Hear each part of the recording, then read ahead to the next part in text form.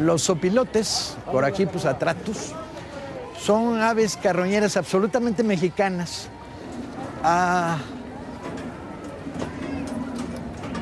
Cuando tienen las alas extendidas pueden llegar a medir 1,5 metros. Y en zonas urbanas no solo se alimentan de carroña, también se alimentan de basura. Mira.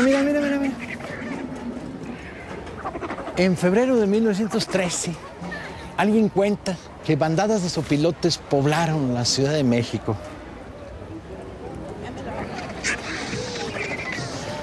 Era el elemento simbólico de lo que iba a suceder poco después.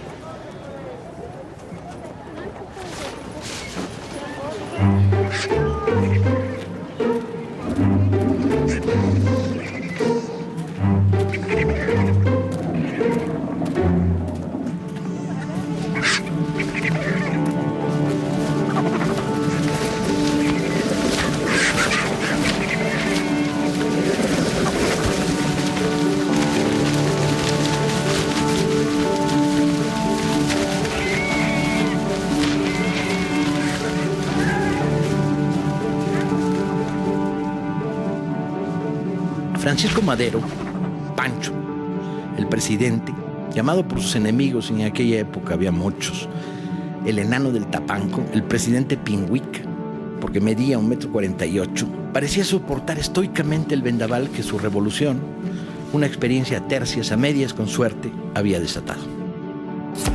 Espiritista practicante y adicto a la comida vegetariana, convencido de que había mucha menos mala fe en el mundo de la que realmente y obviamente existía, había intentado conciliar con todos y así le había salido.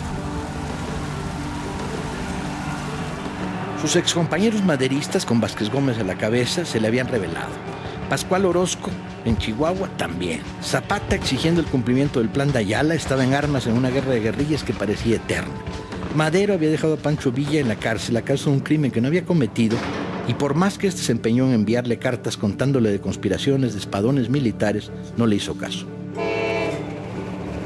Villa se había fugado y estaba desesperado en el exilio, enojado porque el chaparro no le había hecho caso a la frecuente advertencia: te van a matar esos curros. ¿Y quiénes eran los curros que lo querían matar?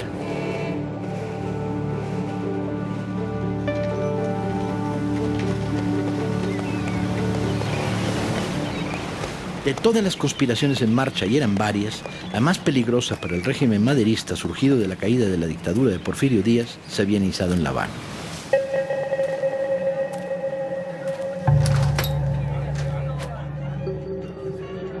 El hombre fuerte de esa conspiración era un general de artillería de 54 años, Manuel Mondragón, hijo de honorabilísima y virtuosa familia de Ixtlahuaca, hijo también del colegio militar, y había crecido a la sombra de la dictadura porfiriana, donde adquirió una enorme fama. Una foto de la época muestra un personaje muy flaco, con las cejas pobladas, bigote prusiano, orejas lupinas y todo ello cerrado por una media sonrisa que nunca parece abandonarlo. El plan inicial era dar un golpe militar en la Ciudad de México y sacar de la cárcel a las dos grandes figuras de la reacción, los generales Bernardo Reyes y Félix Díaz, los militares emblemáticos del viejo régimen, para que asumieran la dirección del movimiento.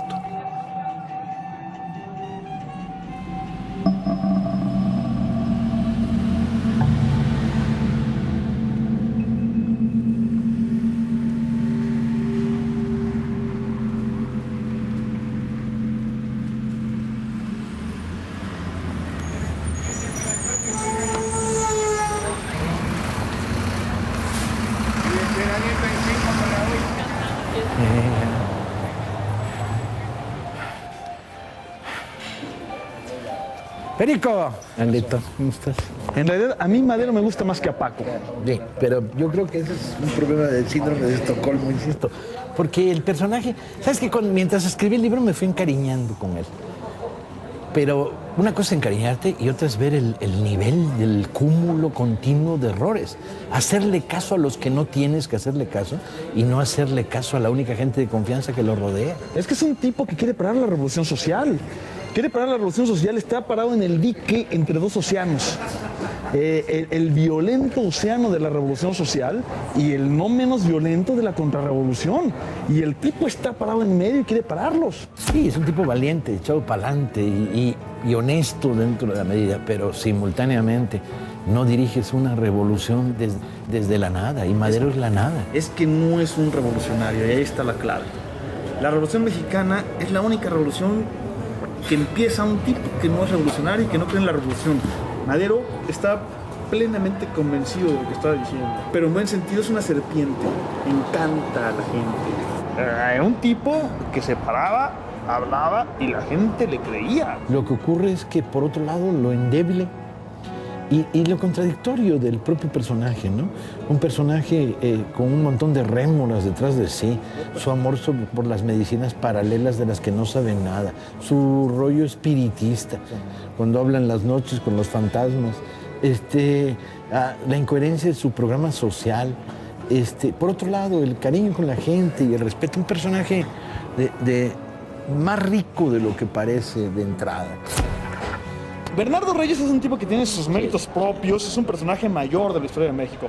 Pero Félix Díaz es un pobre tipo que no tiene más mérito que apellidarse, que llamarse como se llama. Es el sobrino del tío. De hecho, lo llaman el sobrinísimo, porque ese es su mérito político, es el sobrino de Porfirio.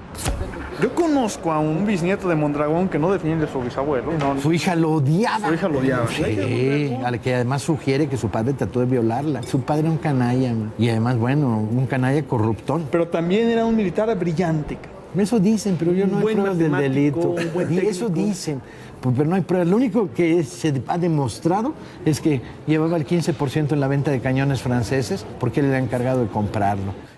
Lo increíble de toda esta historia es que es el golpe más cantado, más anunciado, más advertido, más señalado. Y la historia es como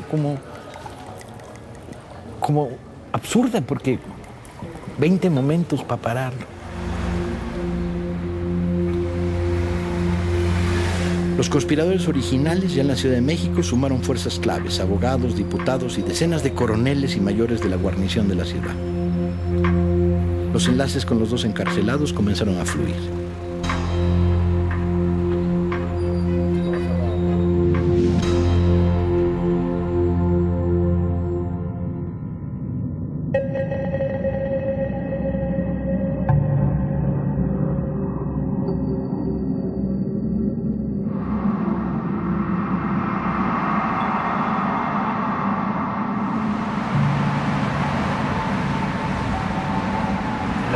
La segunda es Reforma Lomas.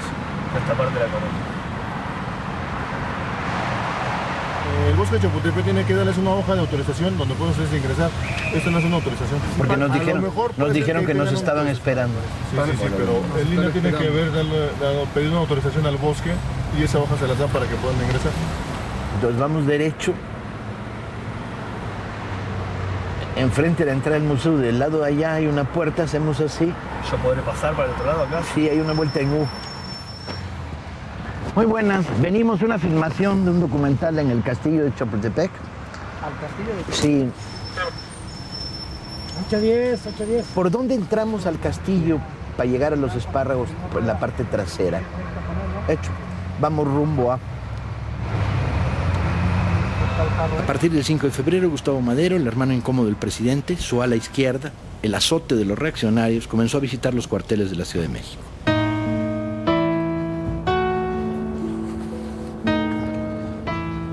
Gustavo es el personaje, ¿eh? Pues sí, pero era el que sabía, el que tenía sensibilidad social y además un tipo honesto, carta cabal, destruido por las calumnias públicas que lo acusaron de todo y al final resultó todo falso. Gustavo es el primero que detecta por todos lados que el golpe viene.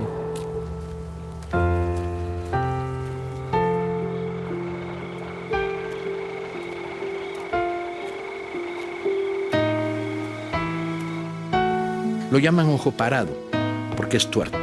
Ha perdido la visión desde la infancia en un accidente. Antes de la revolución era un industrial, dirigía una papelera en Monterrey, fue el cerebro financiero del maderismo armado y no dudó en sacar la pistola más de una vez. Alrededor del 5 de febrero, Gustavo tiene claro que la conspiración no solo está en marcha, sino que está comprometido todo el ejército de la Ciudad de México, o una muy buena parte de él. Se entrevista con Francisco y le dice, tengo una lista con los nombres de 32 generales que están comprometidos con el golpe. Madero no le quiere hacer caso. Piensa que incluso si inicia acciones contra estos militares, lo que va a hacer provocarlos. Y se produce una conversación de la cual hay un testigo que la registra, en la que Gustavo le dice, ¿nos van a matar? Y Madero le contesta muy en su tono, y además yo creo que con gran sinceridad, porque así era Francisco. Le dice, bueno, pues si hay que morir, pues moriremos. Pero Gustavo dice, no, es que también me van a matar a mí. Y la conversación las relaciones entre los dos hermanos, que ya se habían venido tensando, quedan todavía más tensas. Gustavo de alguna manera no logra hacerle entender a Francisco que el golpe está en marcha y que puede detenerse si detienes a la cabeza de la conspiración.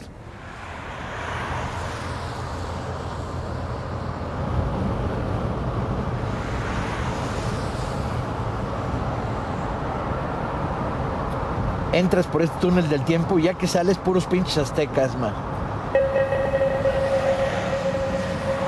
En la noche del sábado 8, la Ciudad de México fue sacudida por terribles tolvaneras. Hacía mucho frío.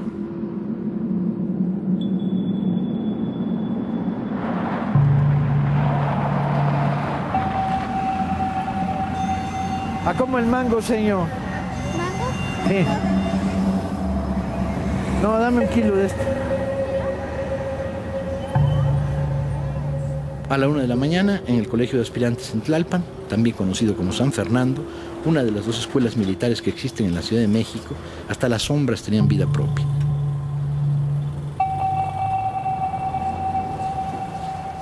La mayoría de los oficiales estaban en el complot para tirar al presidente y habían narcotizado al director de la escuela.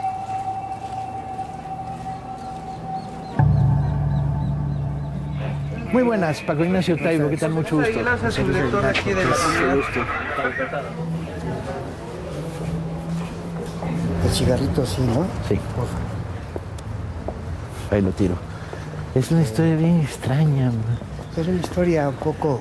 Sí, porque nadie sabe que aquí empezó el golpe militar. Exacto. No se recuerde, claro, como ha ido al paso de los años cambiando y ha sido tantas cosas. El golpe empieza aquí, cuando los oficiales que están comprometidos con el golpe levantan a los estudiantes de la escuela de aspirantes. La escuela de aspirantes era la escuela que en aquella época formaba a los clases, cabos, sargentos, para el ejército, mientras que el colegio militar formaba a los suboficiales. Los estudiantes no saben en un primer momento qué está pasando, simplemente los sacan de la cama a las 4 de la mañana, les ordenan ropa de combate, fusiles, bayoneta calada, sacan las ametralladoras, reducen al jefe de la escuela y el golpe empieza.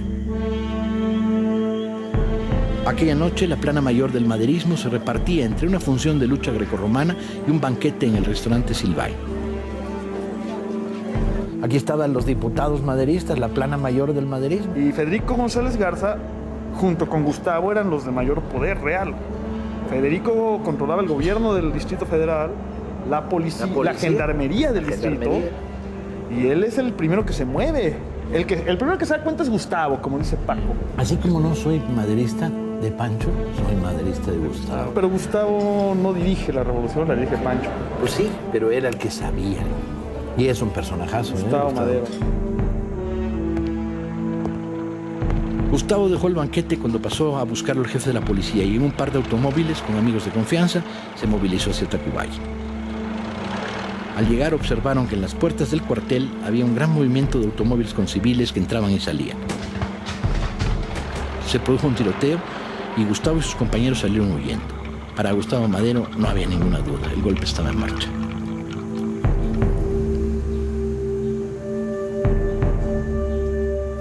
¿De qué edad hay muchachos aquí? Y hay de 15 años a 21 años. Muchas gracias, muy amable. Permiso. Ahí les voy a traer al rato un primo mío que se merece estar aquí, no afuera.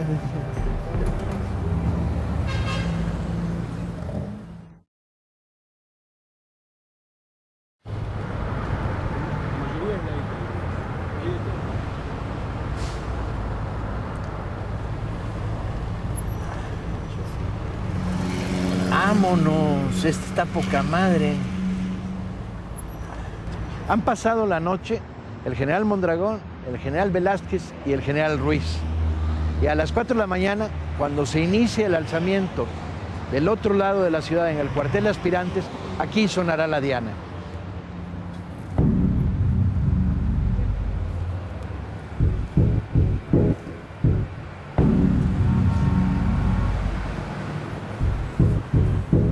Los generales reúnen a la tropa, a la que le ordenan ir preparada para el combate, y se producen las arengas en este patio. 2 regimientos de artillería se concentran aquí y 200 dragones de caballería. Les toma mucho tiempo organizarse, hay un gran caos, pero conforme empieza a amanecer, desde aquí sale la columna con los armones de artillería y se dirigen hacia los 2 cárceles donde piensan liberar a Bernardo Reyes y a Félix Díaz. Hasta ahora el golpe está dando resultados absolutos, no hay guarnición que no se haya plegado.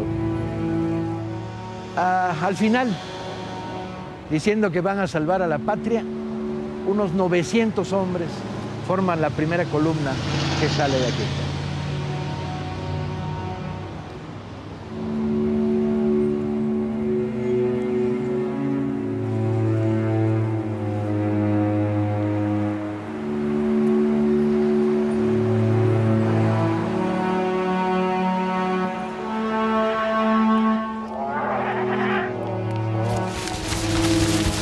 Los alzados tienen un primer golpe de suerte.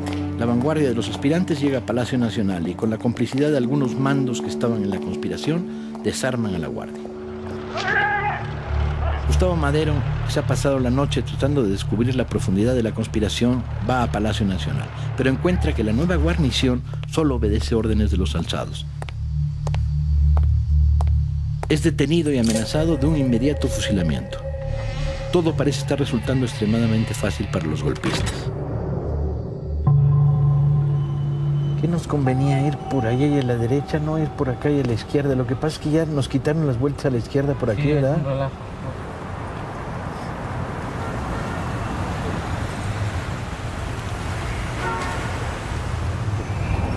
Busca el primer estacionamiento que hay por aquí. Todo se va a jugar en Palacio. En un país donde los contenidos simbólicos son fundamentales, el dominio del Palacio Nacional es la clave. Pero se produce una situación sorprendentemente favorable para Madero, que es que el jefe de la plaza, un viejo militar, porfiriano, conservador, de repente le entra el ataque de honor nacional, toma un taxi en su casa, está enfermo de gota, y llega con una pistolita y un ayudante a Palacio. Cuando va a entrar se da cuenta de que no está la guarnición normal. Y entonces le da la vuelta a Palacio y llega a un pequeño cuartel de zapadores que estaba en la parte de atrás. En ese momento da 7 gritos, despierta a los zapadores que estaban dormidos y arma una mini columna de 40, 50 hombres. Rompen la parte de atrás de Palacio y entonces dominan a los aspirantes. Palacio Nacional está en manos de los leales. Frente a la prisión militar de Santiago de Tlatelolco, los sublevados reclaman airadamente la liberación del general Bernardo Reyes. No les cuesta mucho trabajo obtenerla. La guarnición de unos 100 hombres se les pliega. Todavía no ha amanecido.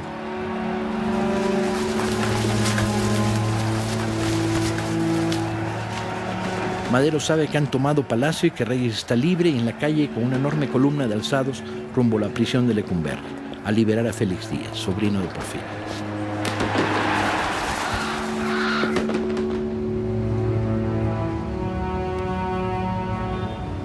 Cuando las primeras noticias de que venían a liberar a Félix Díaz llegan, el director de la prisión intenta una tímida resistencia.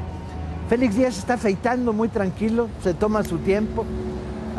Cuando la columna llega, el director se echa para atrás y no se atreve a confrontar a cerca de 3,000 alzados, porque además se emplazan la artillería y entonces, ante la visión de los cañones, Félix Díaz sale paseando y aquí se abrazan los 2 grandes caudillos de la reacción mexicana, Félix Díaz y Bernardo Reyes.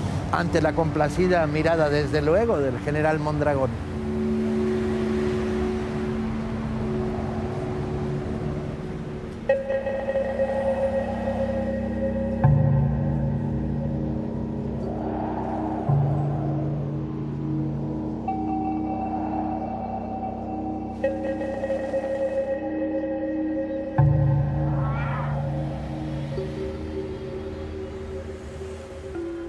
De febrero, muy temprano en la mañana, Madero sabe que el golpe militar se va a jugar en Palacio Nacional, en el centro simbólico, y decide lanzarse.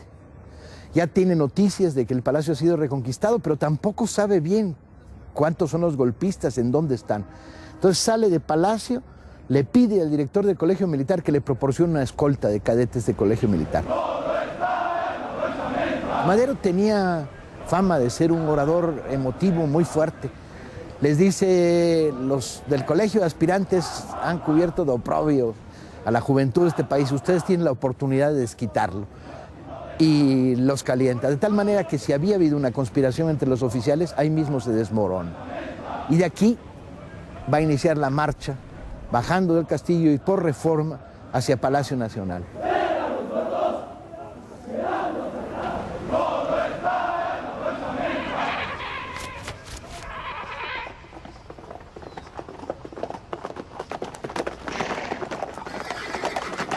Sin que los protagonistas lo sepan, en esos momentos, dos columnas de signo opuesto avanzan hacia el Zócalo.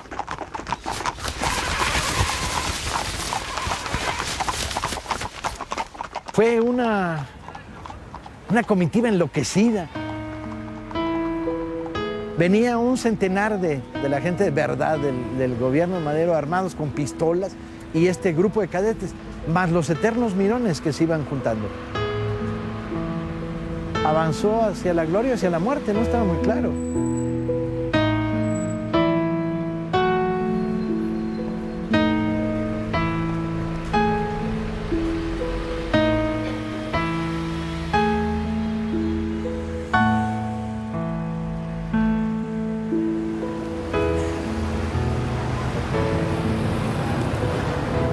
El Zócalo no es como era entonces.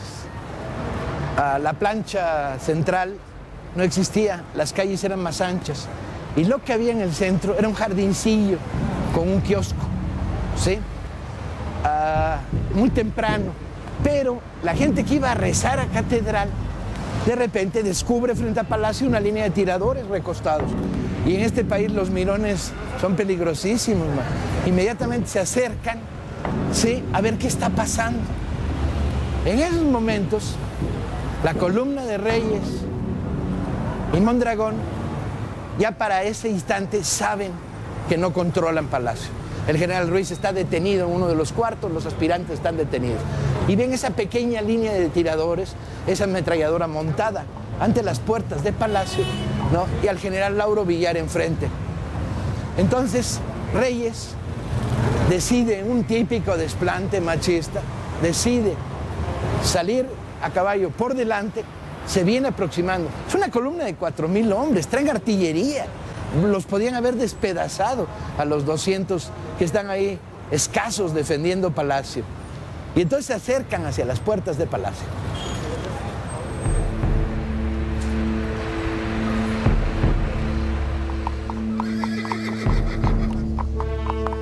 Reyes dio orden de avanzar.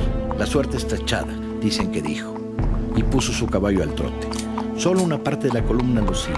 Manuel Mondragón y Félix Díaz se quedan en el acceso al Zócalo con la inmensa mayoría de los alzados.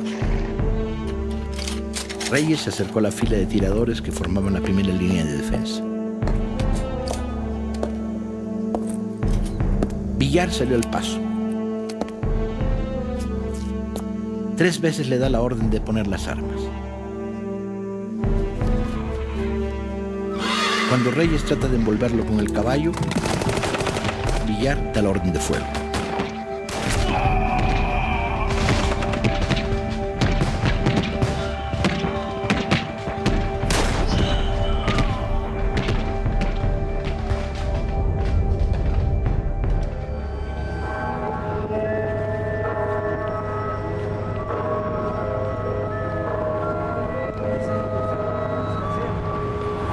Reyes es de los primeros en caer muerto, cegado por las ametralladoras.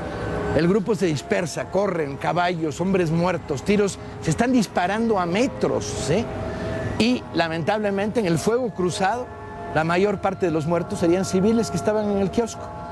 Curiosamente, la caída de Reyes, cuyo cadáver es transportado al interior de Palacio, ¿sí?, provoca que la gente de la columna, que dominaría con una mano en el bolsillo a los defensores de Palacio, la gente de la columna se desconcierte y se repliegue, ¿sí? Con lo cual Palacio Nacional queda en manos de los maderistas, con la excepción de un pequeño grupo de aspirantes que se subirán a la torre de la catedral y que estarán actuando durante los 2 siguientes días como francotiradores con ayuda de los curas.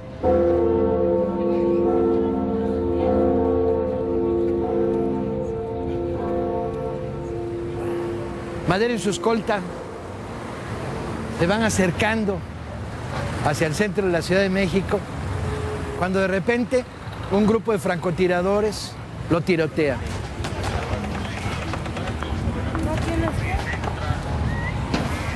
Madero se refugia en uno de estos edificios donde estaba la fotografía de Aguirre y se arma un tiroteo en el que hay algunos heridos. Cuando espantan a los francotiradores, Madero aparece en el balcón. En esos momentos aparece un personaje que hasta ese instante había estado fuera de la historia, que es el general Victoriano Huerta. Vestido de civil, ha llegado en un carro particular, estaba en esos momentos como general de retiro y aparece a la derecha de Madero en la foto, como mostrando que él está en contra del golpe militar y que viene a ponerse al servicio y a disposición de Madero. A pesar de que había tenido con Huerta serias fricciones en el pasado, Madero lo adopta y ahí está en la foto.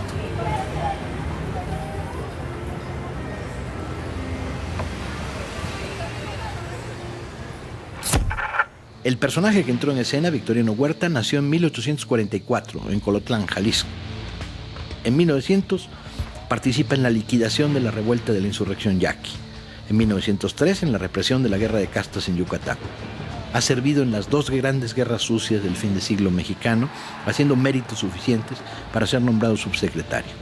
La jugada sale mal y luego, por despecho, se dedica a conspirar contra Porfirio Díaz, sin mayor éxito. Sin embargo, después de haber sido espectador de la revuelta maderista, es el que escolta a Porfirio Díaz a Veracruz. Es melómano, aficionado al coñac y a decir malas palabras.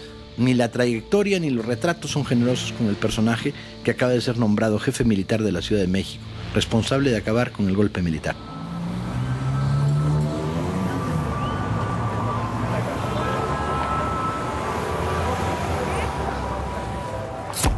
Hay varias fotos del último tramo del viaje de Madero hacia Palacio Nacional.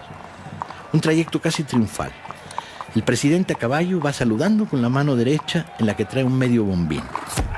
Son fotos que muestran el caos que imperó en la marcha.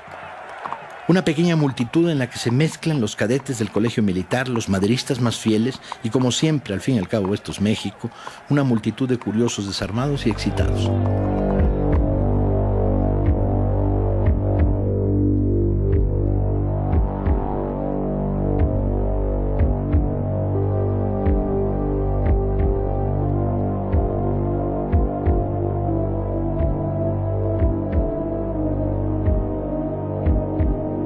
El presidente verá tendido sobre una mesa de una oficina el cadáver de Bernardo Reyes. Esto no debió suceder, dirán que dijo.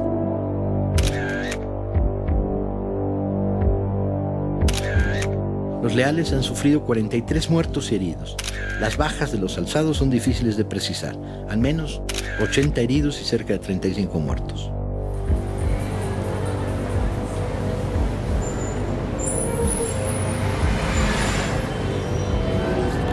En el combate, Lauro Villar quedó herido. Esta baja va a ser fundamental, sensible, porque el hombre que ha demostrado que tenía los pantalones y la actitud frente a la legalidad correcta, ¿sí?, el jefe de la plaza de la Ciudad de México, va a tener que ser sustituido.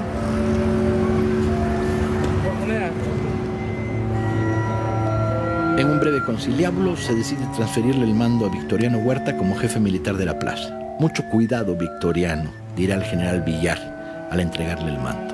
La designación no causa júbilo entre los maderistas más duros. Huerta provoca muchas dudas, pero en esos momentos la cosa no parece tan trascendente. Aparentemente el golpe ha fracasado.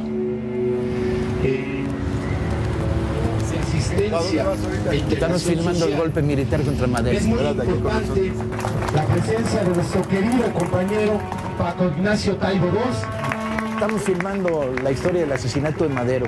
En este país no solo suceden cosas buenas, en esta ciudad también hay historias de canallas.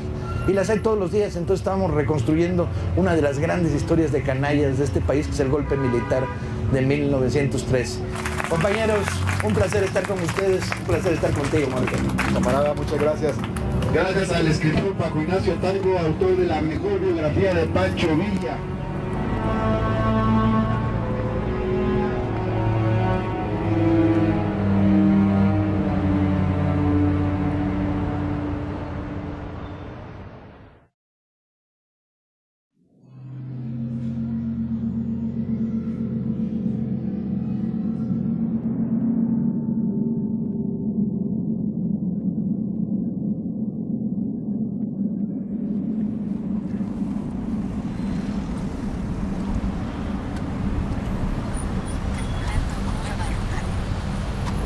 Vamos a la Ciudadela, que sería el centro de la segunda parte del conflicto. Durante 10 días, ese maldito edificio se volvió el centro de esta ciudad. Y es maligno el edificio, ¿eh? Ya lo verán ahora. Muros gruesísimos. Con un poco de suerte vamos a verificar si se ven los impactos de bala. ¿Dónde dice Reforma Centro? Aquí. ¿Por qué los golpistas deciden venir a la Ciudadela? En principio, cuando se retiran del Zócalo, cagados de miedo, porque es verdaderamente increíble el comportamiento de los golpistas. Tenían 4,000 hombres y había 200 de guarnición en el Zócalo. Se retiran, van buscando la estación del ferrocarril, probablemente para salir hacia Veracruz, pero alguien les dice que no hay trenes, y entonces habían orquestado entre los muchos cuarteles que se tomaron en la Ciudad de México el que se tomara la Ciudadela, y entonces se retiran hacia la Ciudadela, que está a 1500 metros del Zócalo, porque además ahí está el arsenal de la Ciudad de México.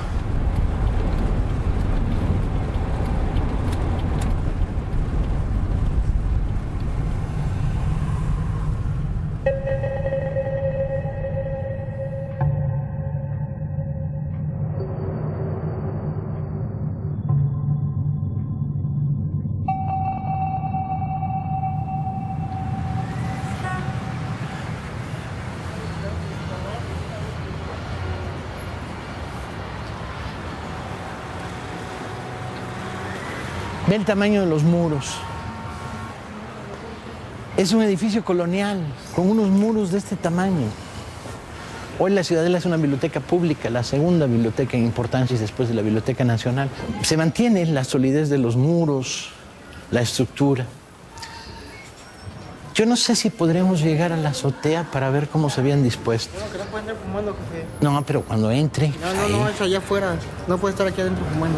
Al aire libre. No puede estar aquí adentro fumando desde la puerta para allá, jefe. Está medio loco, ¿no? Quiero hablar con el director para pedirles permiso, porque queremos subir a la parte de arriba. Déjeme tirarlo. Porque ya llegó el no puede. Hay mucho que recorrer ahí arriba. ¿Sí? Por los tubos. Para llegar hasta el frente son Hasta como llegar. 400 metros. Sí.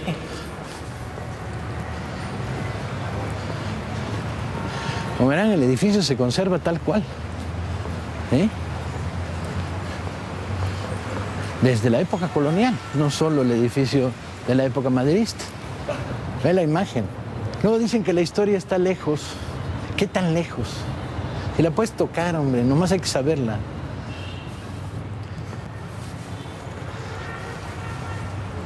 ¿Qué necesitaban enfatizar? No, la azotea. Estamos haciendo un rollo sobre el asesinato de los Madero. Bien, y van a, A ver dónde estaban los francotiradores excelente. de Mondragón y de Félix Díaz.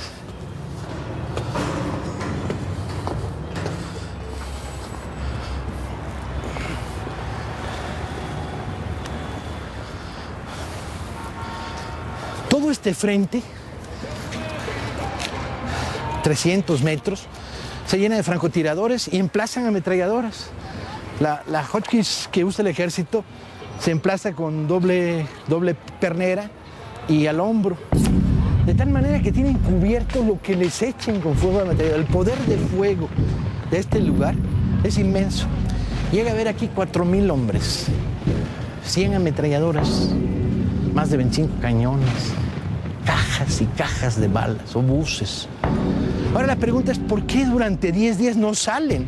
Si están en mayoría, militarmente son la fuerza más importante de la Ciudad de México.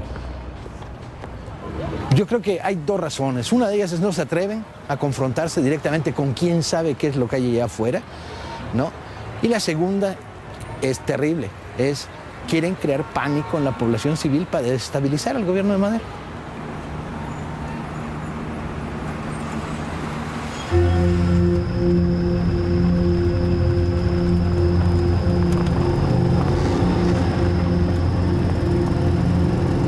A las 3 de la tarde, el presidente Francisco Madero tomó una decisión inusitada. Comprendiendo que la Ciudad de México estaría perdida si no sumaba fuerzas y que éstas estaban fuera de la capital, salió hacia Cuernavaca, donde estaba Felipe Ángeles con sus tropas. Era una empresa muy riesgosa y llena de peligros, dado que grandes trechos de la ruta entre ambas ciudades estaban bajo control de los ataques frecuentes de tropas zapatistas. ¿Por qué Ángeles? Ángeles era fundamental porque era el único militar al que Madero tenía una confianza personal.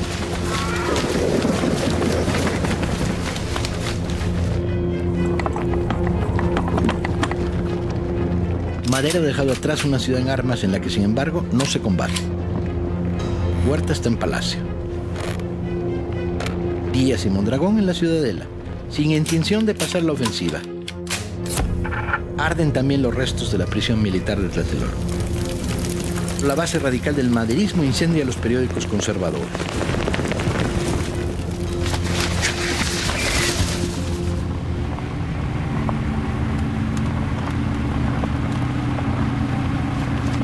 El 10 de febrero, con el regreso a la ciudad del presidente y las tropas de Felipe Ángeles, se celebró un consejo militar.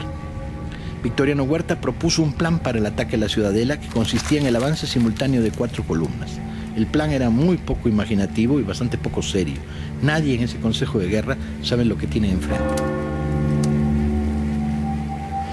Intentar tomar este cuartel con estos muros y esta disposición, con un terreno abierto enfrente, como Huerta intentó tomarlo, es el delirio.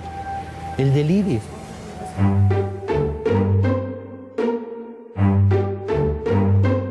A las 10 de la mañana, media hora después, según otros testimonios, se escuchó el primer cañonazo.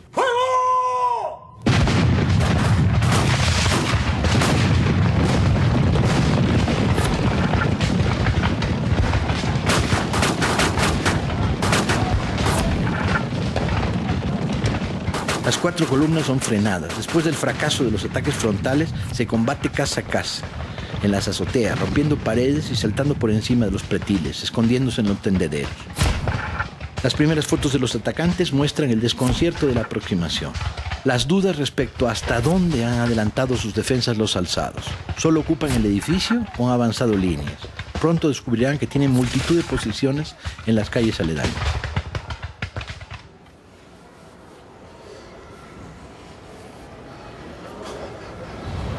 Dos veces Huerta lanzó cargas de caballería que venían por Valderas.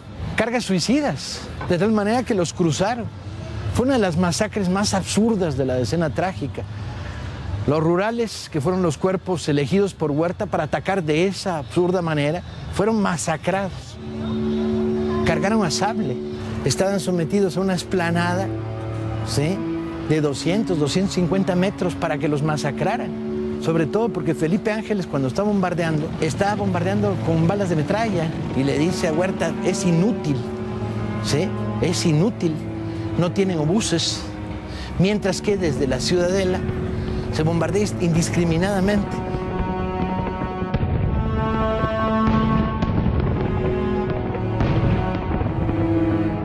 De ahí lo que muchos hayan pensado que Huerta desde el día 13, 14 ya estaba en el complot. Yo creo más bien que Huerta estaba intentando remar en río revuelto y ver qué podía sacar él de esta historia.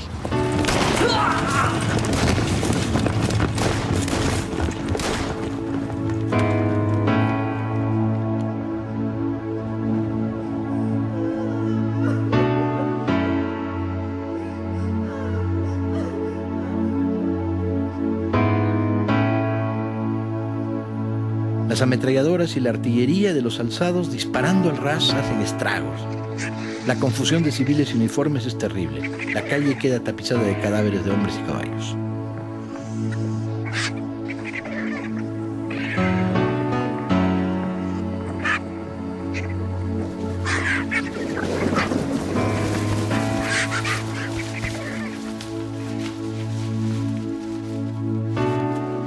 Madero recibe el informe del fracaso de Labios de Huerta y la inmensa lista de bajas. No solo hay descontento por el desastre de las operaciones.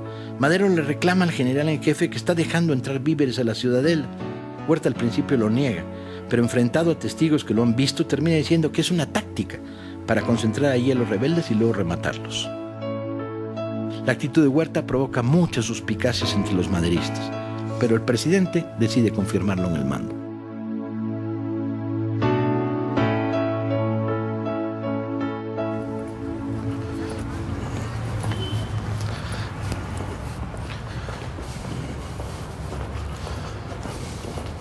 Hay un patiecito de aquel lado que se entra por allá, ¿verdad? Sí. Ahí estaba la comandancia de Félix Díaz y de Mondragón.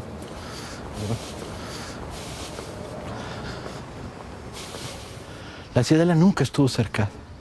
De hecho, la oligarquía de la Ciudad de México vino aquí a traer canastas con pollos y champán. La mitad de los días los defensores de la ciudadela estaban borrachos por los homenajes que les hacían los oligarcas de la Ciudad de México. Aquí tenían su comandancia Mondragón y Félix Díaz y analizaban, ambos expertos en artillería, pues dónde tirar sus obuses.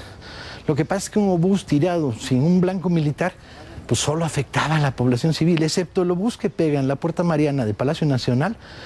Todo el resto de los obuses que se disparan aciertan en blancos civiles. Todos los huevos en una canasta. Bajo la mesa, Huerta y los generales de la ciudadela están moviendo nuevas cartas.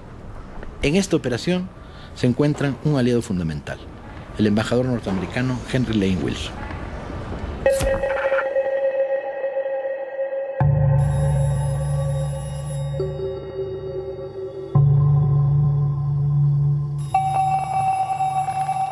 En la noche del 13 al 14, el embajador Wilson recibe la visita de un enviado del general Huerta, quien le da los detalles de un plan que permitiría que Huerta y Félix Díaz se encontraran y cerraran filas eliminando a Madero. Wilson debe haberse frotado las manos de júbilo. Una reunión de generales con Madero al absoluto margen. Otro personaje inolvidable de la escena es Henry Lane Wilson, que es un canalla de tomo y lomo, que odia a Madero porque se negó Madero a darle un negocio. Cuando llega a México le manda a la esposa a hablar con Sara, la esposa de Madero, a decirle, oye, pues dile al señor presidente que me consiga un negocito porque mis grados y mis necesidades de representación en la embajada norteamericana hace falta más dinero.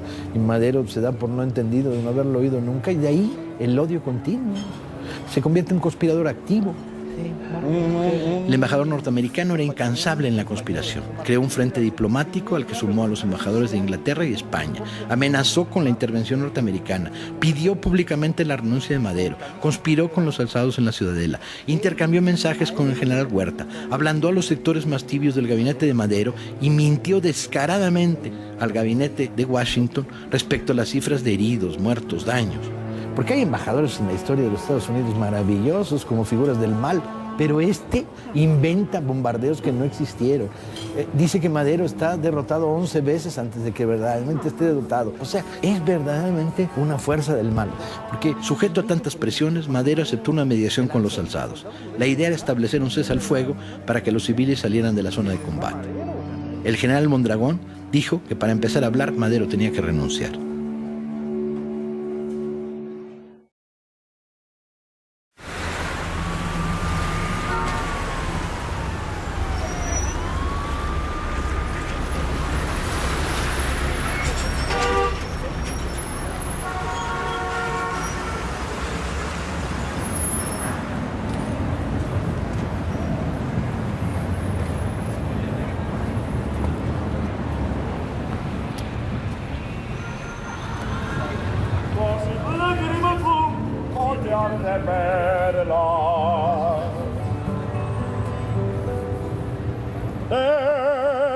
llorar, porque hoy que te perdí. Muy buenas. Ya les dijeron, ¿no? Que veníamos a la filmación. Están confirmando. ¿Quién canta esa canción? Un señor que está ahí cantando. ¿Por qué? ¿Por qué está cantando? Porque es ciego y entonces su manera de ganarse la vida es canta canciones. Mire, esta es la instalación, Ajá. cosa de 12 módulos. Se trata de la capilla del convento de la Orden de Qué bonita, qué bonita. Los uniformes de los cadetes. Ajá. Mire, ahí tenemos una... Este es el cañón francés que modificó Mondragón recortándole, cambiando las estrías y cambiándole el cierre. La placa registra Compañía Nacional de Forjas y Aceros francesa, de la Marina Francesa, Saint-Chamond, y la modificación de Mondragón. Este general Chaparrita fue uno de los asesinos de Madero, el que dio el golpe militar contra Madero, un canalla de muy... Miren, le voy a enseñar una foto de Mondragón. Este Mondragón. Vean nomás qué bigote de malvado tiene. Se le ve en la cara lo hijo de la tiznada. Vean nomás qué estampa de canalla y de traidor. Este fue un obsequio del general Mondragón a don Porfirio Díaz. Claro, cuando bautizó el rifle se lo regaló, es verdad. Una P y una D. Entre las modificaciones que le dieron fama a Mondragón está supuestamente haber inventado un rifle similar al Mauser. Pero, como verán ustedes, es un rifle de lujo, no es un rifle de combate, repleto además de garigoleados e incrustaciones. No hay duda de que Mondragón era elegante. Sería un canalla, pero era elegante. Mucho gusto. Subteniente. Su admiradora. Muchas gracias, mi amable. Usted leyó mi villa, ¿verdad? Claro. Por eso me sonríe.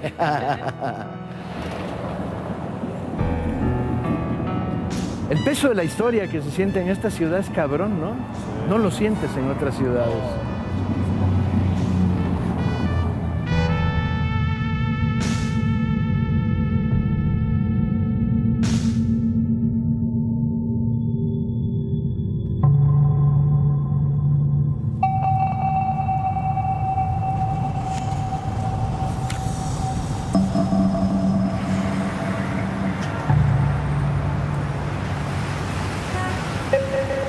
El sábado 15 de febrero, Henry Lane Wilson convocó en la mañana a los embajadores de Inglaterra, España y Alemania y les lanzó un discurso incendiario.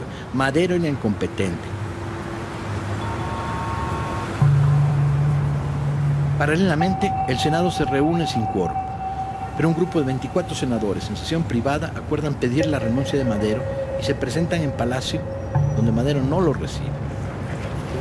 Los senadores entonces agitan el fantasma de que la destitución del presidente es lo único que puede evitar una intervención norteamericana. Finalmente, y sin que quede claro de quién es la iniciativa, se pacta un armisticio de 24 horas.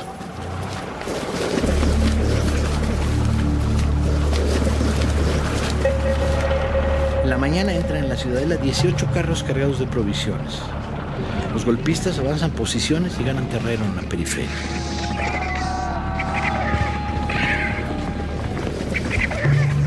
El presidente Madero recibirá un informe de todos estos movimientos, convoca al general Puerta a su presencia y lo confronta. Victoriano intenta desmentir la información. La casi totalidad de los personajes civiles en torno a Madero no tiene ya ninguna duda. Huerta está preparando la traición, pero el presidente no reacciona. Mientras tanto, en la ciudadela se toma una singular foto. Manuel Mondragón y Félix Díaz se dejan retratar ante una pizarra en uno de los cuartos. En el pizarrón que tienen frente a ellos hay un esquema muy sencillo que muestra una serie de blancos, entre los que destaca el Palacio Nacional. No pretenden salir a combatir, solo resistir y bombardear la ciudad. Poco después de tomada la foto, a las 2 de la tarde, los dos personajes darán orden de abrir fuego, violando la tregua. Ya no se trata de qué hacer, si derribar o no a Madero, sino de cómo y cuándo derribarlo. Y sobre todo se trata de negociar el poder que seguirá, el futuro, entre los primeros golpistas y los nuevos. Madero sigue dudando sobre la fidelidad de Huerta y no actúa. El que no dudará será su hermano Gustavo, que detiene al general Victoriano Huerta en el interior del palacio acusándolo de traición. Alguien le lleva la información al presidente, que ordenó a Huerta que se defendiera de las acusaciones. Huerta jura fidelidad y el presidente le da 24 horas más para que tomara el recinto de la Ciudadela.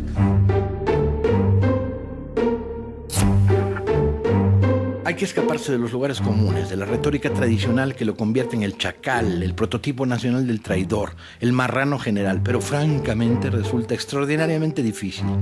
Huerta no solo es un traidor en todos los sentidos del término, es realmente sinuoso, canallesco en sus procedimientos.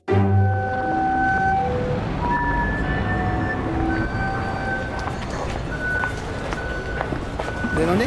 Del History Channel. Pasan y se registran. Ahí va a sonar todo. Debe ser el patio, debe ser aquel.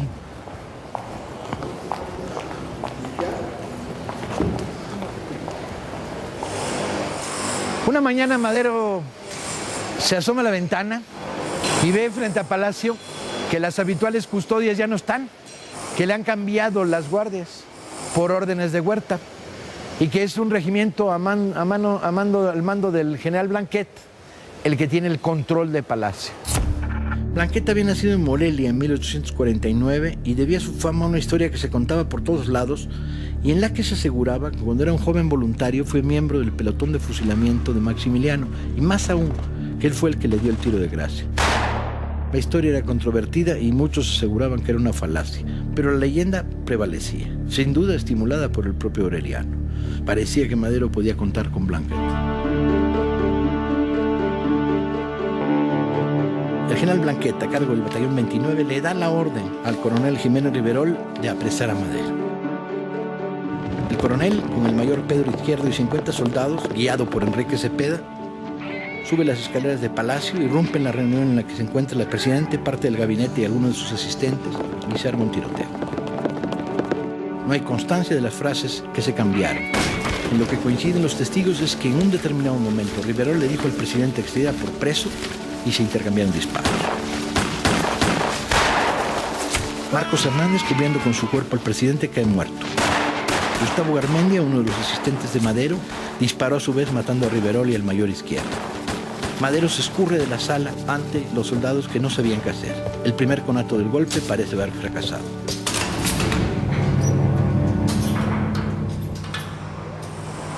¿La intendencia no se conservó durante un tiempo como museo? No, la intendencia no era esta. No, yo sé. La intendencia estaba enfrente, lo que es ahora el destacamento militar. ¿Y ya no se conserva el cuarto? No, porque está modificado a pasar al alojamiento militar. ¿Y el despacho donde se produce el tiroteo inicial? Está el despacho del presidente. No, pero no fue Madero había salido del despacho, estaba en la parte afuera. En la mera puerta, en la puerta que da entre el despacho.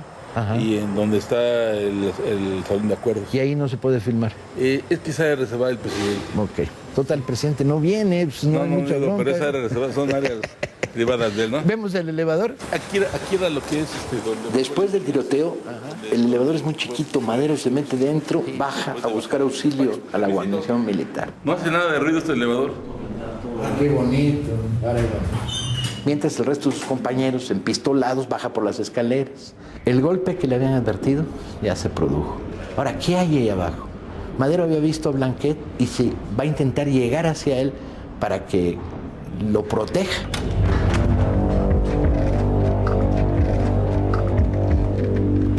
Ocho segundos va a durar el viaje en el elevador. ¿Qué se va a encontrar Madero?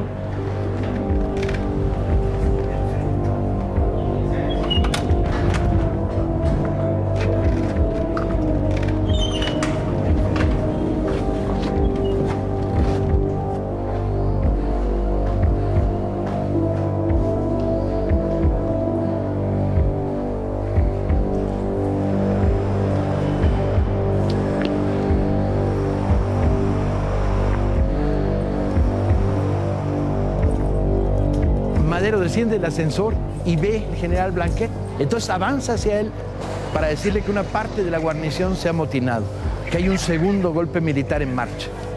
Y en esos momentos Blanquet tira de pistola y le dice: está usted detenido, señor presidente. Y Madero no puede resistir, escupe y le dice: es usted un traidor. pero el golpe se ha consumado.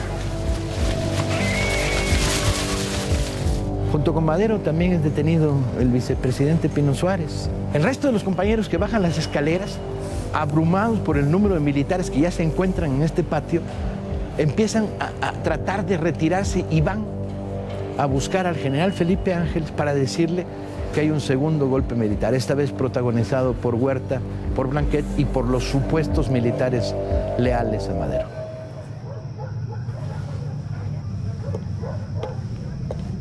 Mientras tanto, Victoriano Huerta ha invitado a Gustavo Madero a desayunar en el restaurante Gambrinos. Ramón Puente cuenta que ya en el comedor y servido el aperitivo, Huerta finge un llamado urgente telefónico. En algunas versiones, Huerta regresa después de haber confirmado telefónicamente que el golpe en Palacio ha sido un éxito. En los relatos más confiables, se cuenta que Huerta saldrá hacia el Zócalo y que poco después un grupo de guardabosques armados detendrá a Gustavo. Huerta no tenía pantalones para hacerlo en la cara de nadie. Huerta siempre fue sinuoso. Tan es así que se va de Palacio y deja que sea Blanquet el que detiene a Madero.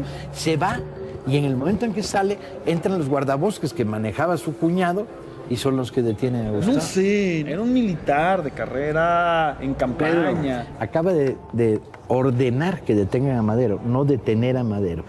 Se va y deja que detengan a Gustavo. No hablará con ninguno de los dos. En el tiempo que los tiene detenidos, no hablará con ninguno de los dos. No les dará la cara. No dará la cara, nunca dio la cara. No da la cara a Ángeles, tiene una conversación con él, le dice, bueno, entonces usted está libre y cuando sale del despacho lo detienen. No da la cara, cierto.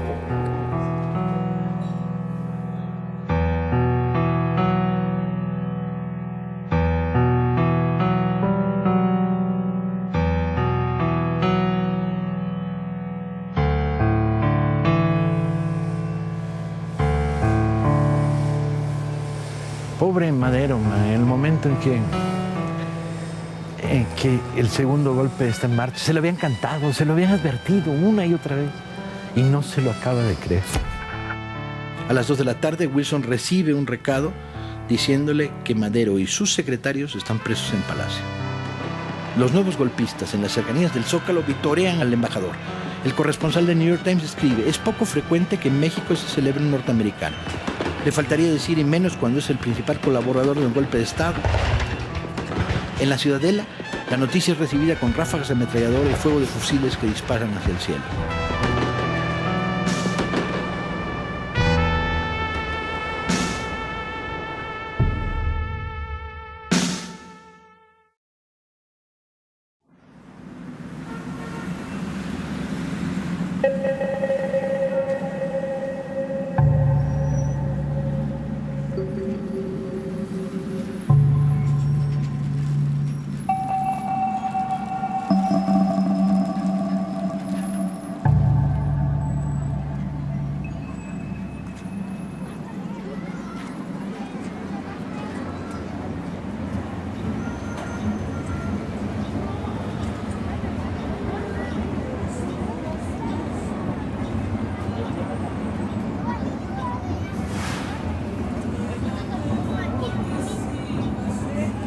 ¿Cuál ha sido su último libro?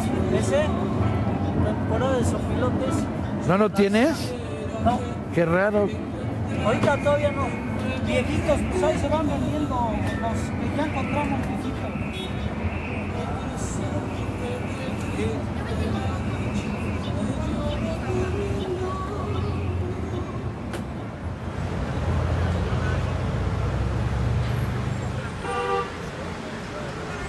Ah, venía distraído, hombre.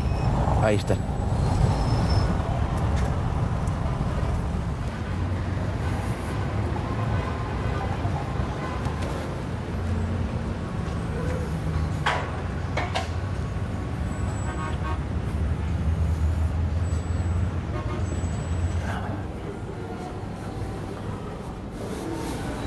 No, vinimos al lugar equivocado. ¿Cuál lado? ¿La oficina dónde está? De aquel lado, ¿verdad? Muy buenas. Soy Paco Ignacio Taibo. Veníamos a filmar una cosa para el canal de historia, ya les habían dicho. Ajá, 1720. Es bueno el retrato. Sí, lo estoy tomando. ¿Lo tienes? Sí. Ok. Gracias. Este sería el gran personaje de la decena trágica. Gustavo, el hermano de Madero. El Madero inteligente, yo me atrevería a decir. El hombre que una y otra vez señaló que el golpe estaba en marcha, mientras Francisco se negaba a aceptarlo y tenía miedo a que precisamente al aceptarlo motivara a las fuerzas que se le oponían. Los personajes que van a ser claves y que están una y otra vez señalándose la presencia del complot: Sánchez Azcona y Federico González Garza. Y desde luego Felipe Ángeles. Todos los demás generales, inclusive los que apoyaron a Madero contra el primer golpe de Félix Díaz y Mondragón y Reyes, todos ellos terminaron negociando y poniéndose al servicio de Huerta. El único será Felipe Ángeles. Yo recuerdo haber visto una foto muy bonita de Gustavo. Ahí está, lo sabía. Gustavo sin bigote, tal como era en la decena trágica.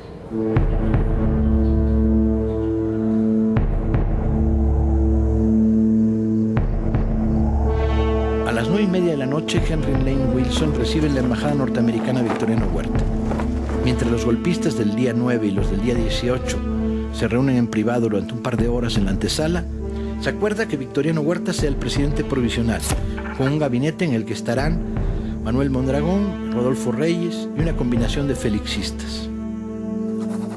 Es el colmo, un embajador norteamericano simulando el supuesto pacto de la ciudad cuando está firmado en la embajada de los Estados Unidos. Debía llamarse el pacto de la embajada.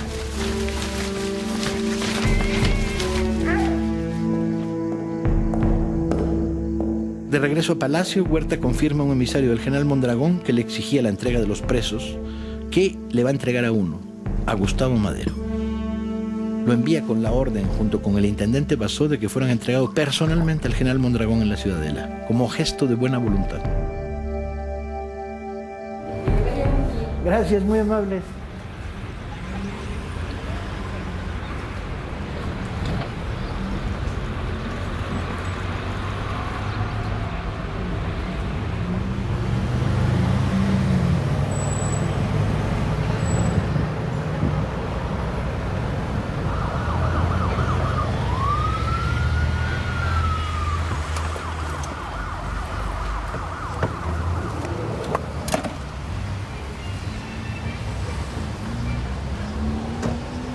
Ahí mataron a Gustavo Madero.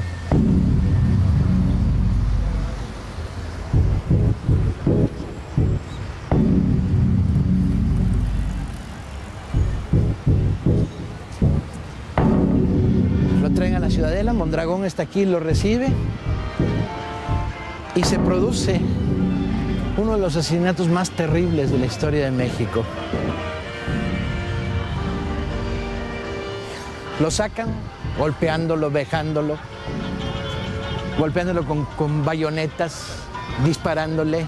Gustavo se viene arrastrando desde la puerta de la Ciudadela hasta acá y acá lo rematan. 60, 70 soldados, muchos de ellos borrachos en esos momentos, lo acuchillan, le arrancan el ojo bueno, sí, tiene 80 y tantas heridas en el cuerpo en el momento y poco después sería fusilado aquí mismo Basó. El cadáver aquí queda, enfrente de la estatua de Morelos. Para reconocerlo, tienen que usar una mancuernilla que traía y el ojo de cristal.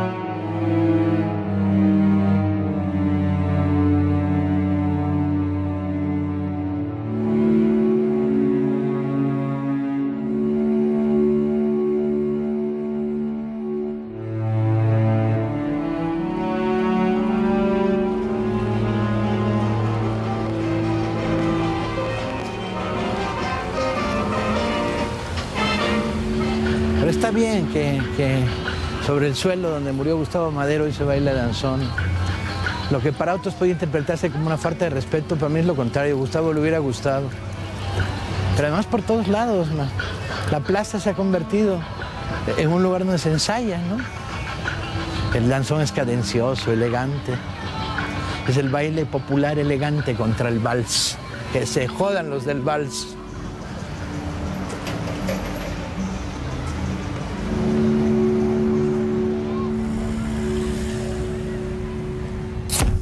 Una inmensa multitud se reúne en la mañana del 19 de febrero ante Palacio al conocerse la detención de Madero.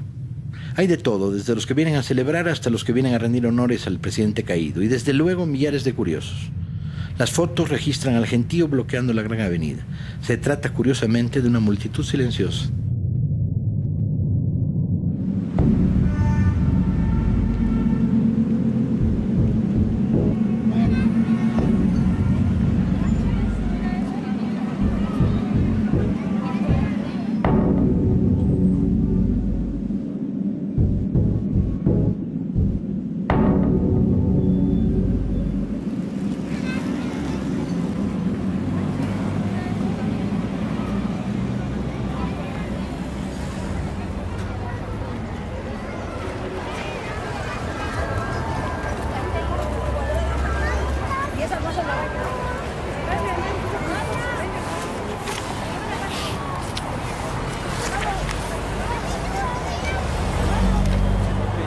Aquí, en la Cámara de Diputados, se le dará la última puñalada a Madero.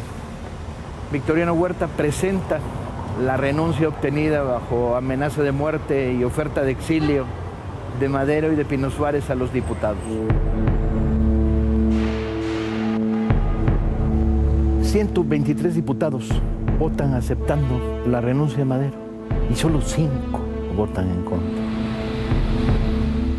Es verdad que algunos diputados están huidos y tienen miedo de la persecución que se ha desatado en los 2 últimos días.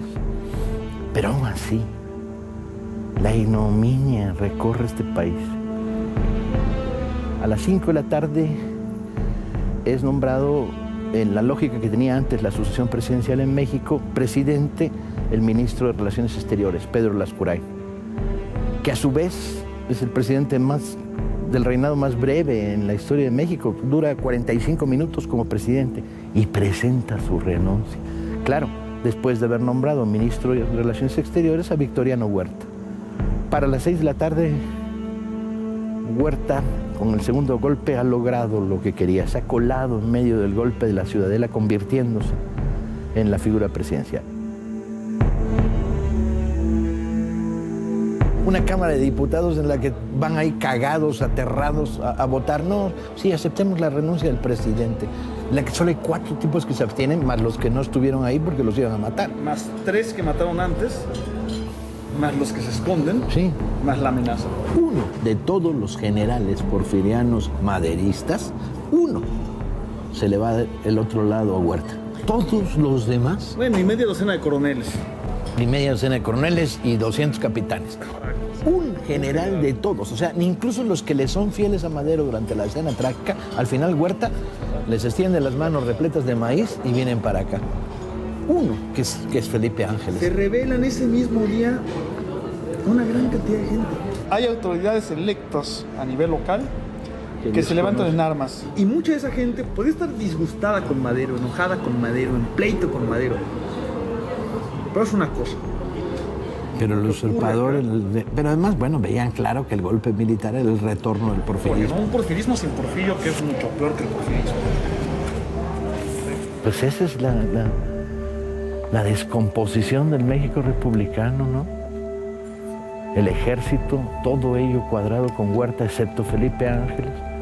La Cámara de Diputados casi en su totalidad, la Cámara de Senadores, la Suprema Corte de Justicia aceptará la renuncia. Lo están condenando a muerte. Jóvenes, muchas gracias.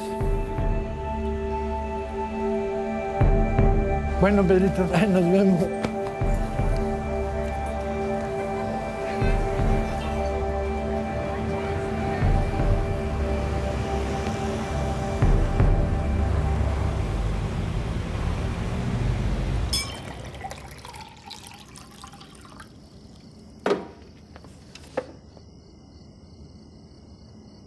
Entre 7 y 8 de la noche se celebra una reunión del flamante Consejo de Ministros. Se discute, entre otras cosas, qué hacer con los dos detenidos, el presidente y el vicepresidente. Alguien sugiere que les juzguen en un consejo de guerra y que se les fusile por traición. Huerta intervino diciendo que había dado su palabra de preservarle la vida a Madero.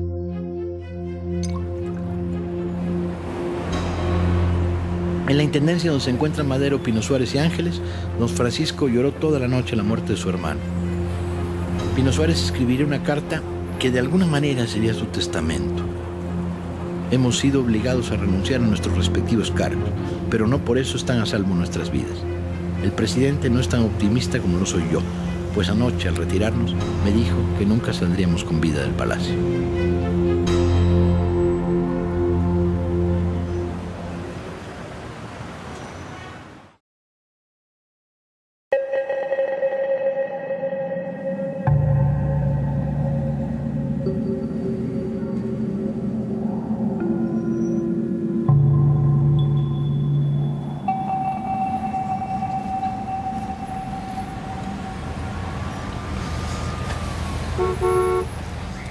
Hoy es posible reconstruir con bastante precisión lo que sucedió en la noche y las primeras horas de la noche aquel sábado 22 de febrero de 1913. Más allá de las pequeñas contradicciones, solo ha quedado una potente interrogación. ¿En qué momento los 4 generales claves del momento, Victoriano Huerta, Manuel Mondragón, Félix Díaz y Aureliano Blanquet, tomaron la decisión de asesinar a Francisco Madero?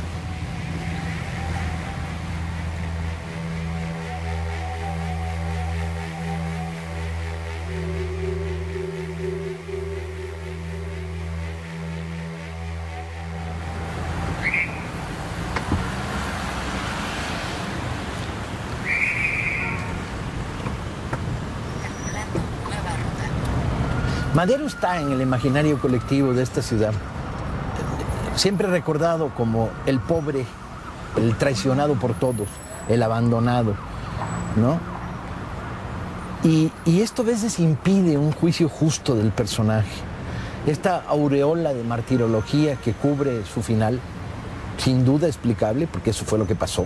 Madero va hacia la muerte con unos pantalones que ya quisiéramos todos, te impide un juicio crítico más profundo del personaje, bloquea un juicio crítico del personaje, porque en buena medida el primer responsable de la muerte de Madero es sin duda la traición de Huerta, pero el segundo responsable de la muerte de Madero y de Gustavo Madero es el propio Madero, que a través de una cadena verdaderamente insoportable de errores se crucifica. Se entrega atados de manos y entrega atado de manos al maderismo, a la contrarrevolución porfirista.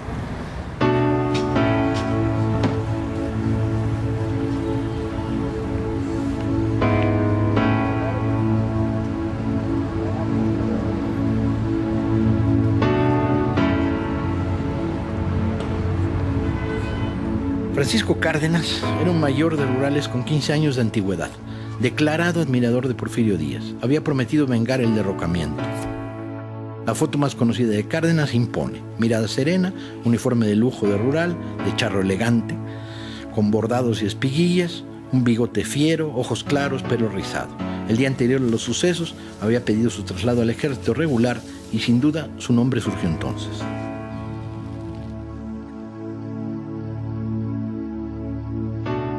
Cárdenas, en una de las varias versiones, contará: ese día, como a las 6 de la tarde, me mandaron llamar a los salones de la presidencia. En la comandancia militar se entrevista primero con el general Blanquet, quien le dice que el país necesita de un gran servicio de él y lo lleva al Ministerio de Guerra, donde se encuentra Manuel Mondragón. Se le encarga matar a Madero. Y le aclaran que no se trata de un fusilamiento en forma, sino de simular un asalto a la escolta y que en la refriega muera el presidente, el vicepresidente y el general Ángeles. Cárdenas aceptó la comisión, pero dijo que quería oír de voz del presidente Huerta la orden. Cárdenas preguntó si nada más habían de morir los 3, y Huerta dijo: bueno, pues que se quede Ángeles, pero los otros 2 sí hay que matarlos hoy mismo sin falta.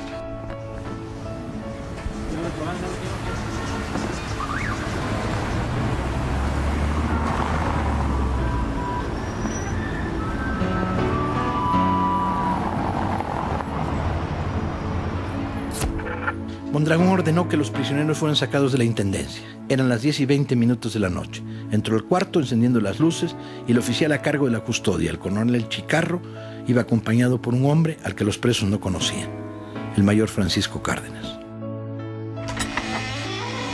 Seguimos la narración de Felipe Ángeles. Señores, levántense. Alarmado pregunté, ¿y esto qué es? ¿A dónde piensan llevarnos? Los llevamos afuera, balbuceó Chicarro, a la penitenciaría. Pino Suárez se vestía con ligereza. Madero, incorporándose violentamente, hizo esta pregunta: ¿por qué no me avisaron antes? Don Pancho cambiaba conmigo sus últimas palabras, y yo solo alcancé a preguntarles a los oficiales: ¿voy yo también? A lo que Cárdenas me respondió: no, general, usted se queda aquí, es la orden que tenemos.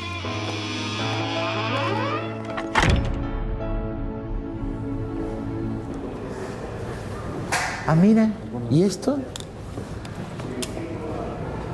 ¿Quién hizo esta narrativa de la escena trágica? ¿No hay cartela? Está poca madre. ¿Quién la hizo? La llegada de la columna de Mondragón al Zócalo. El supuesto tiroteo donde moriría Reyes frente a Palacio Nacional. Madero llegando a Palacio. Supuestamente los cadáveres de los 2 oficiales que se producen en el tiroteo donde tratan de detener a Madero, Blanquet deteniendo a Madero en los patios de Palacio, Madero detenido, Pino Suárez durmiendo, tal como es cierto, en 3 sillas en el Salón de la Intendencia. Nunca había visto esta secuencia de la escena trágica. ¿Dónde ha salido?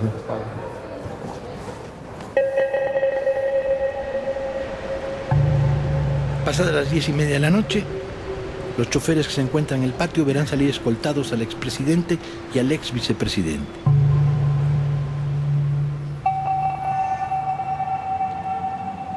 Los autos tomaron por la calle de Moneda y dieron vuelta en ferrocarril de cintura para llegar a la penitenciaría de Lecumberri.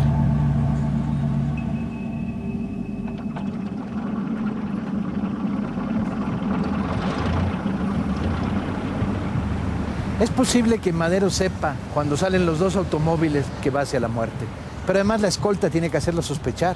El grupito que dirige el mayor Cárdenas son prácticamente 2 choferes y 4 asistentes o 3. No es una escolta militar. El director de la prisión de Lecumberri ha sido advertido que le traen un paquete, pero tampoco está claro en qué condición lo trae.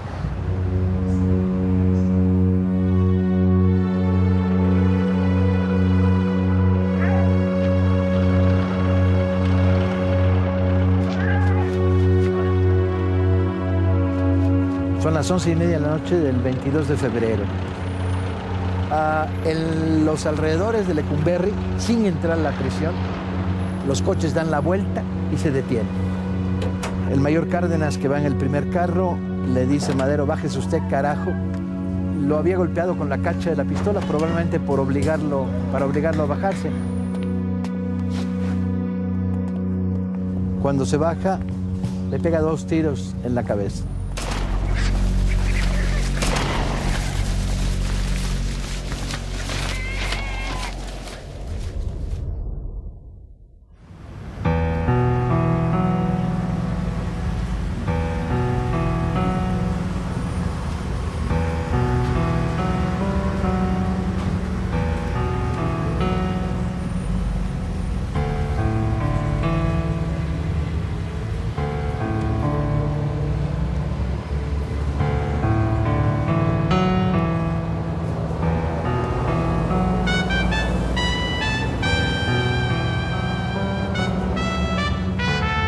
Crecido Lecumberri, entonces el lugar no está marcado.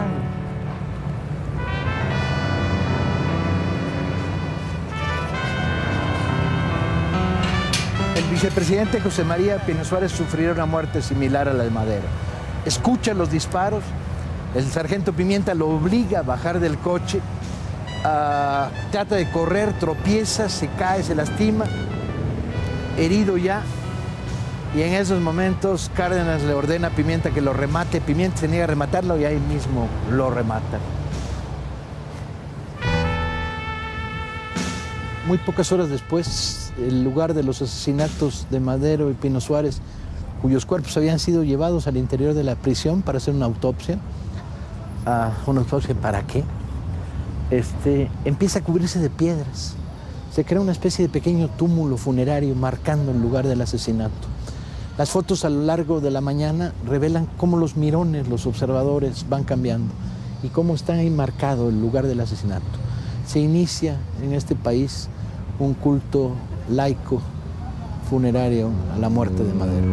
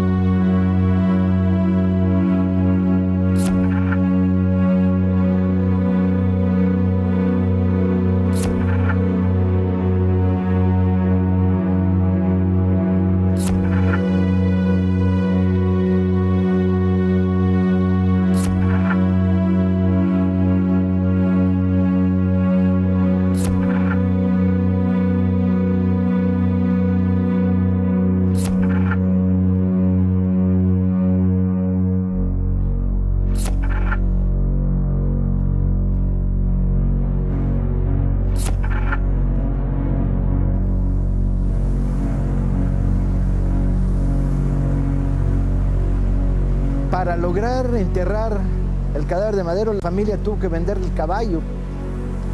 Los mitos de corrupción quedaron deshechos. Hasta los últimos días de su vida, Sara Pérez y Carolina Villarreal, la viuda de Gustavo, vistieron de luto.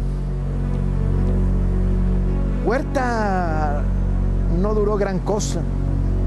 En los siguientes 2 años, una revolución armada que tuvo sus ejes principales en el norte del país y en el estado de Morelos con los zapatistas destruyó al ejército de los golpistas.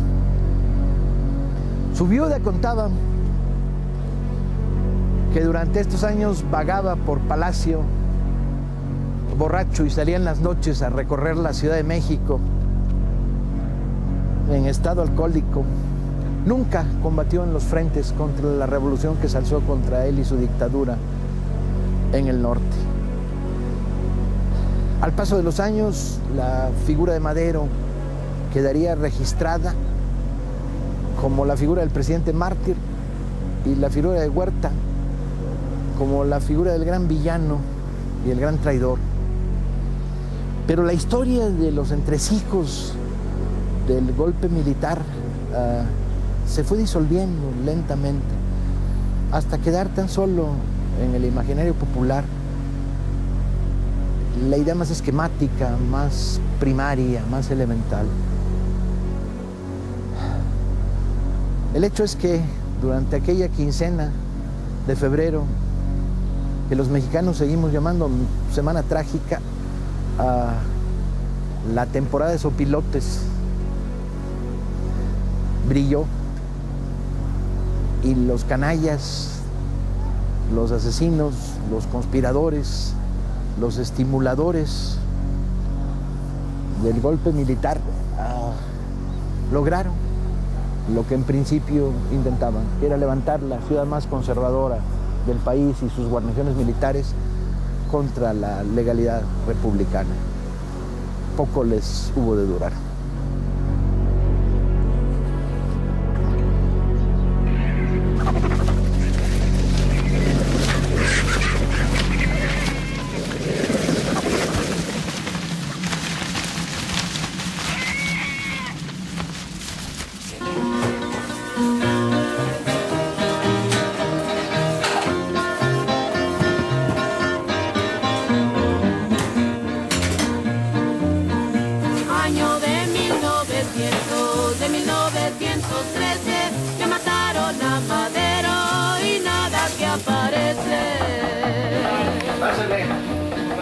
Fue llegando feliz día con orden militar. Aquí renuncia usted, solo mando fusilar. Ahora le dedican los tomates y los aguacates y luego su plaza al final.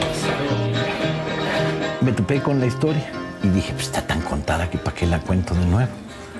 Y dije, no está contada. Uno sabe todo sobre los golpes militares de Argentina, los golpes militares de Chile, pero no sabes nada sobre el golpe militar de Madero. Una historia trágica por donde quiera que la agarres, man. Los opilotes Es necesario. están en primer lugar en peligro de extinción. Los opilotes de verdad. Los de veras. O sea, de veras, Los de veras. Sí, porque no, cerraron, están quitando los basureros al aire libre. Plástico y se intoxican con la comida transgénica. Pero los viejos opilotes, Están la casta reencarnando. política, no, empollaron. Es una cuestión de evolución social. Entonces estamos en temporada de sopilotito. Pero hay un factor bien positivo. Uno bien positivo, que es la única parte buena del contraste, es que la Ciudad de México sí vale la pena. Tengo que contarles un chiste, que es el único chiste bueno que he creado en los últimos 2 años, que es ese güey que cuando Carten sale a darle una mala noticia a la Los días muy tranquilos, las noches muy serenas, otro día por la mañana, las calles de muertos llenas.